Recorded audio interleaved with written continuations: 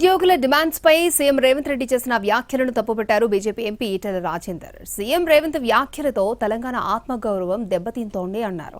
తలసరి ఆదాయం, జీఎస్డీపీ పెరుగుదల, వరి ఉత్పత్తిలో 10 ఏళ్ల పాటు నెంబర్ 1 గా ఉన్న తెలంగాణ ఎలా దివాలా తీసిందో చెప్పాలంటూ డిమాండ్ చేశారు ఈటెల రాజేందర్.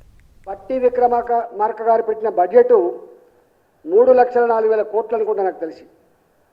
4 కోట్ల జనాభా కలిగినటువంటి ఒక రాష్ట్రం 3,04,000 కోట్ల రూపాయల బడ్జెట్ పెట్టిందంటే ఇవాళ ఇది ఎట్లా దివాలా తీసిన ప్రభుత్వం, ఎట్లా దివాలా తీసిన రాష్ట్రమో చెప్పగలిగే దమ్ముందా అని చెప్పి అడుగుతా ఉన్నా.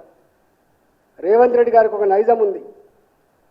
మోసగించే వాళ్ళని నమ్ముతారు, అబద్ధాలనే ప్రజలు ఇష్టపడతారు, అబద్ధాలు చెప్పే నాయకులనే ఆదరిస్తారనేటువంటి మాట ఏతుందో ఇవాళ ఆయన మాటలు ఇవాళ నిజమని ప్రూవ్ అయింది. అలా కానీ ఆనాడు మాట్లాడిన మాటలు పెద్దెవరు పట్టించుకోలే.